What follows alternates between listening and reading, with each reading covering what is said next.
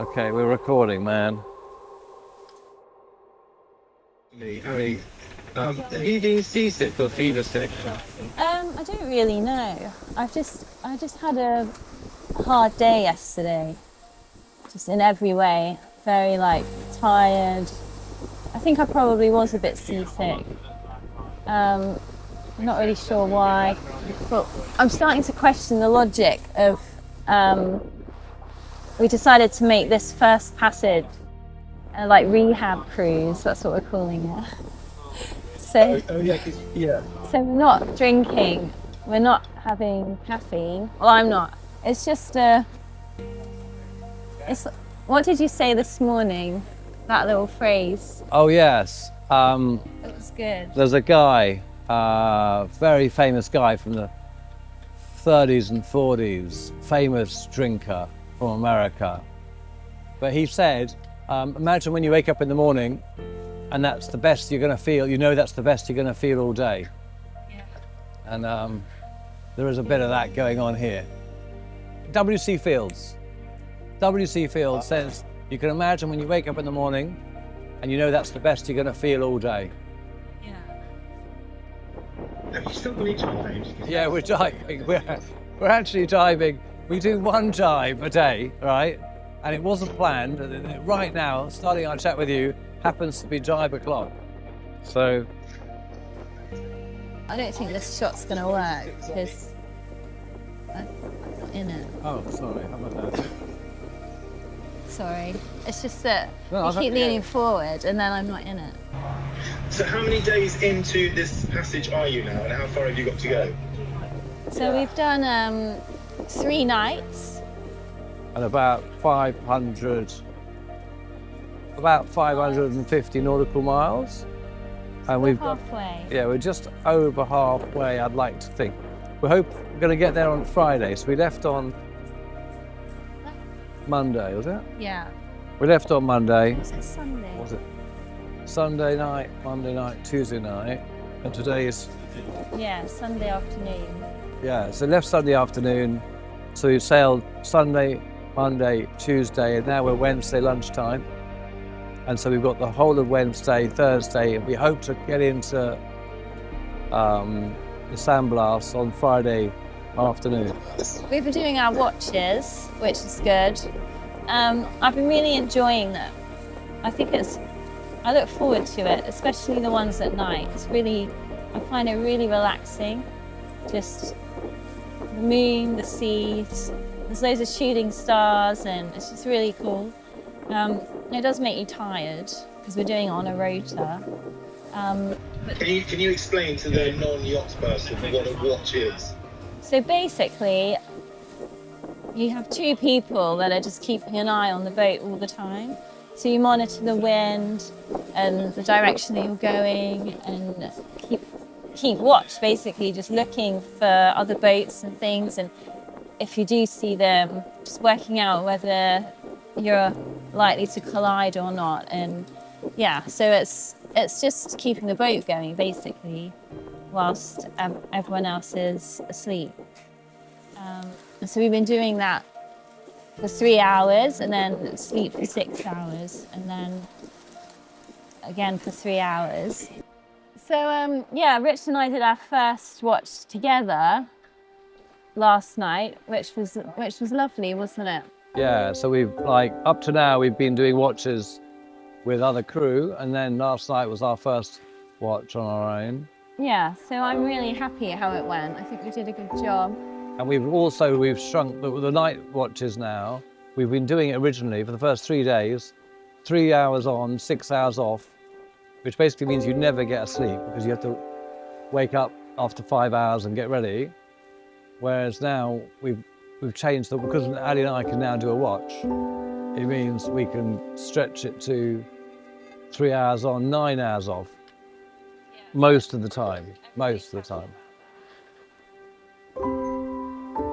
So thank the Lord. What sort of things are you looking for? When you say changes in wind, how can you spot that in the middle of night? Well, we have it on a screen. It tells you the wind direction, and we know where we want to be sailing in respect to that wind direction. So when the wind direction changes, you just have to adjust the course a little bit to keep the boat going. And obviously if the wind changes too much, you could then jibe. And that can really destroy the boat and create a terrible situation. So we must never let the boat get into a situation where it could jibe. And that's why you have two people on, especially at night, to double check. And the other thing we do is we look, when we see massive carriers, 330 metre long oil ships, or cargo ships or container ships, our systems tell us if they're on collision path. And if they are on collision path, you actually don't have that long because they go so fast, they go 20 knots. So normally, from the moment that you see them over the horizon to the moment they're passing us, there's about 20 minutes. And in that time, we might have to ask, because we can't really alter course much. So we then radio them and say, look, would you mind altering course 3 or 4 points, to port or starboard, which so far they've all done. And then, so. That's why we're still here. Yeah, and they come storming past us, but That's Richard's favourite part of the watch. I enjoy the power. I enjoy talking to tankers and watching them change direction and having a nice little chat with a random human being in the middle of the ocean. It's kind of fun. Yeah. We only get 1 or 2 a day of those.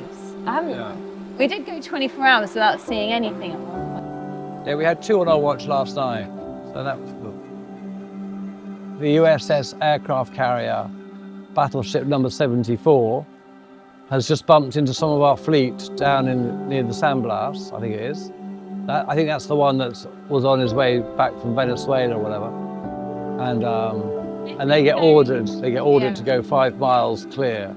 They've been very upfront about what they expect. There's no like them giving way to us. It's we have to change our course entirely. They make it very clear. They radio you and they say, "This is battleship number 74.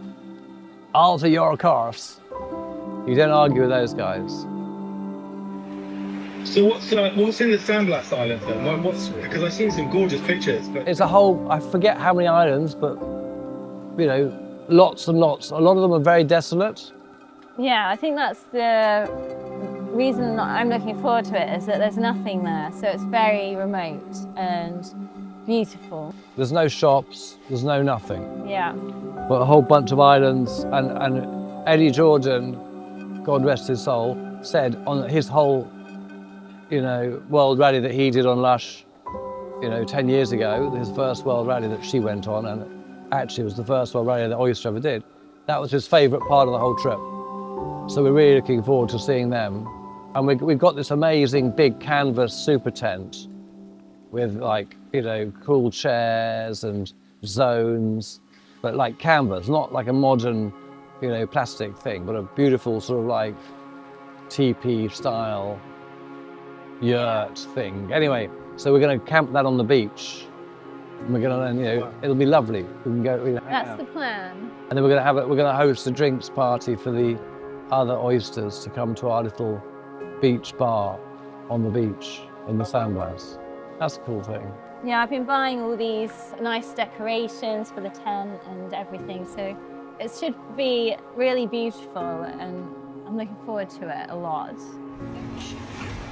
I need to know about the star character. How is wee Harry? He is fine. Yeah, he's loving boat life. He's taken to it so well. Hasn't been seasick, sleeps through any kind of weather. It's pretty incredible. Yeah, he really, and he also is quite good at the rules now. He That's really sweet. He for example, we have these child gates each side of the cockpit area here, and he if I go out there, he'll go, "No, Daddy, don't go outside," and he's only allowed to go outside with his life jacket on, and he's quite good at enforcing the rules now. He's accepted them, and he now enforces them. It's been so good. It's really surprised me. Most of the stress of looking after Harry recently has been him wandering off, and it was my fear that he would just decide like, oh, I'm just going to wander off the boat in the middle of the ocean. But he knows not to. He's never even tried it. He just stays where he's meant to be. It's been no problem at all. So I'm really happy about that. I shouldn't take that for granted, really. We've got a life jacket for him. Oh, it's attached, you can't really see it. But anyway, he has this, yeah, I'm just going to show you that we have this on the back. So therefore, if he does, I mean, he won't, it'll never be used. But if he does fall in the water, that activates, and then we can see him. He comes up as a ship on our own system here. So we can literally go back and find him to within 10 feet. So, I mean, like I say, it's never going to happen. But, you know, if something, God forbid, terrible happened, we can find him. But it's interesting, somebody commented on the safety aspect on the fishing video where they noted that you and he were tethered together. And they said, oh, it's good to see that everything's being safely done. Yeah, we don't, when you go behind the helms, like, it's danger city, you know, and every now and again you get a big wave, and then, you know, you just don't know. I mean, we've all seen those videos. So we're super anal, you know, not anal, professional. And we've got like a lot of gear. So we've got, I don't know when I went through it briefly on a little video, but we've got two big life rafts on the stern of the boat. Each one can hold 8 people. And we've got these big grab bags, big sort of fluorescent grab bags. And in them, there's food and water for a few days. There's satellite phones, there's EPIRBs, which is a transmission system which shows your location to the international coast guards.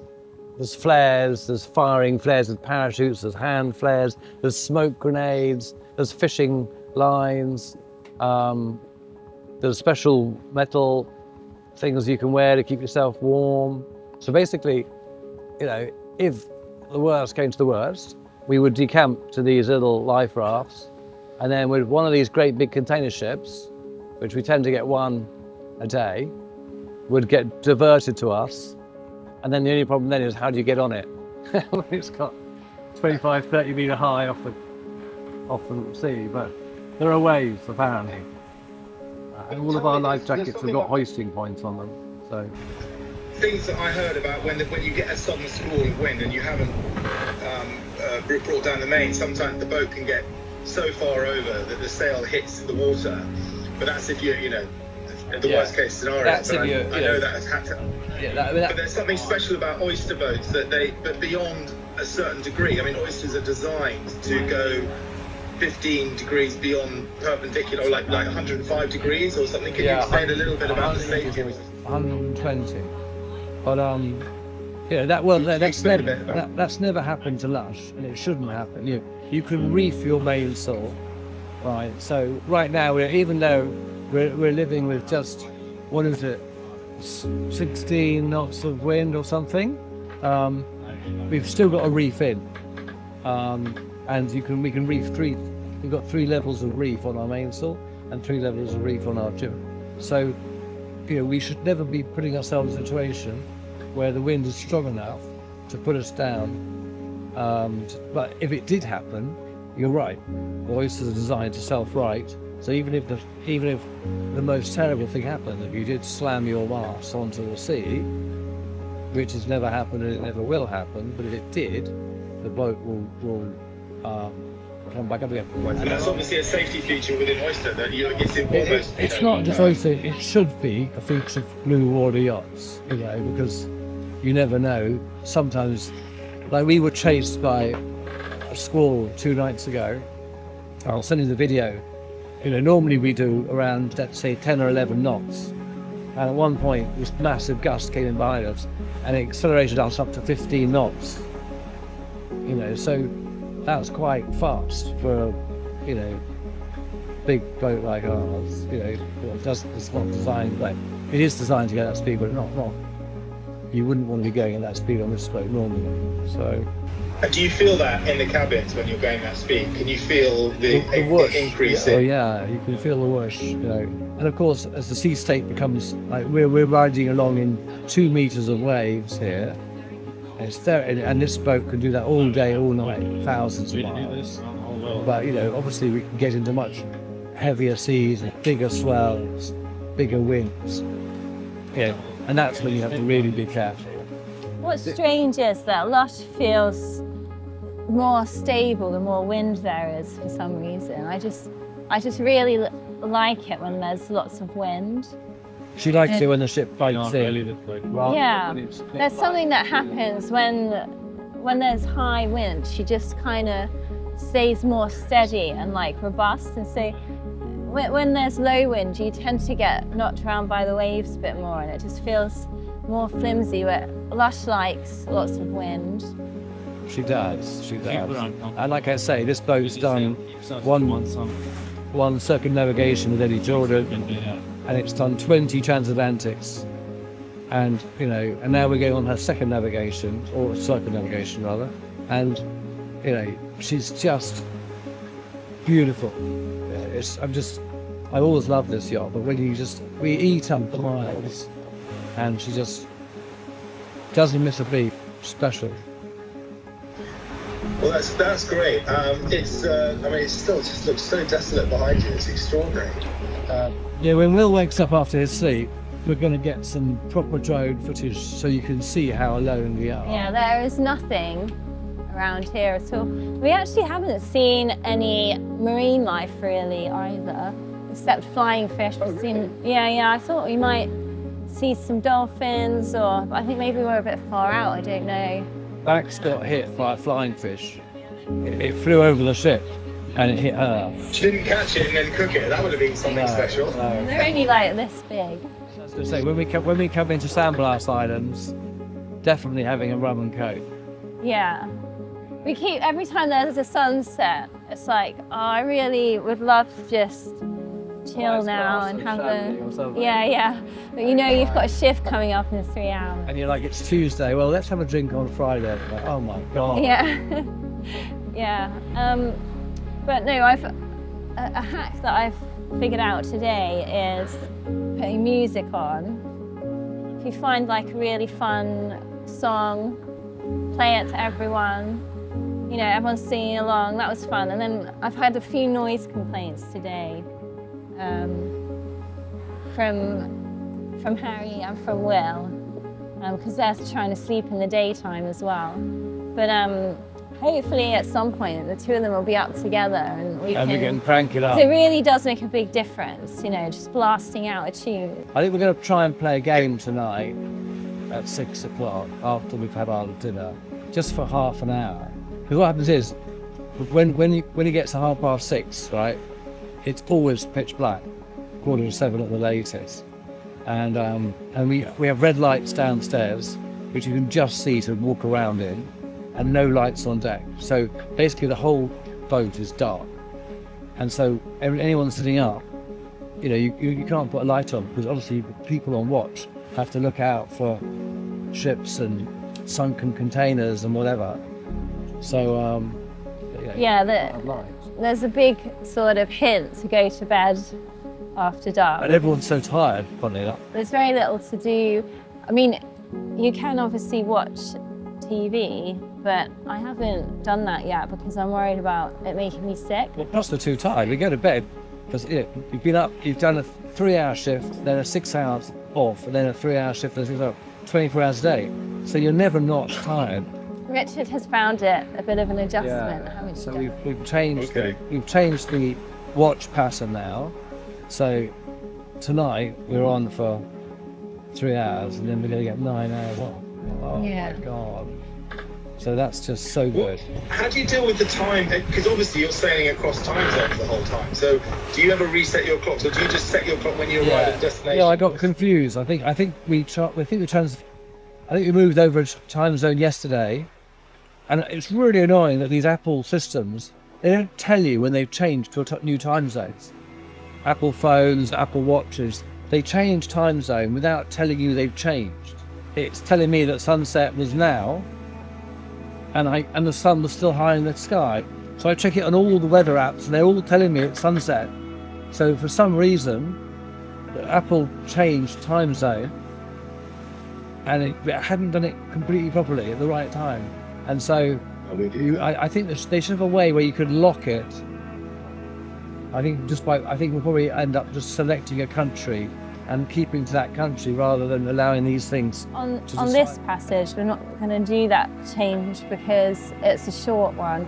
But I think when we do the 3 weeks, everybody decides what time it is together, and you all change your devices together at the same time, so that dinner is at a reasonable time in the light and stuff.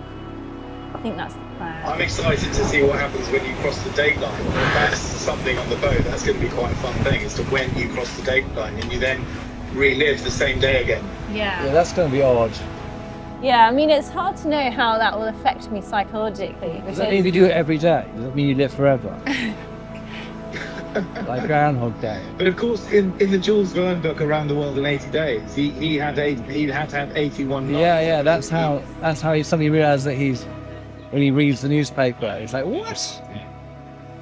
Remember that? Gets to the end when he's lost.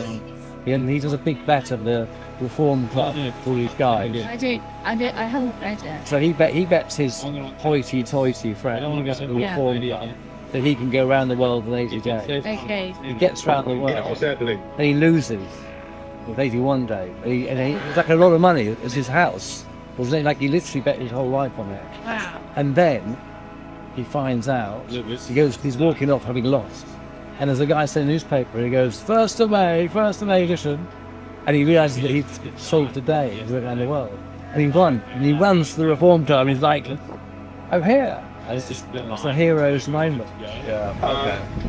That's so cool. I'm glad to see you up and about, Ali, because your post saying that my first view of 24 hours, it was of an oil tanker. Yeah. No, it's just because we're so remote, you just don't see anything. For so long, it's just the sea and a couple of clouds.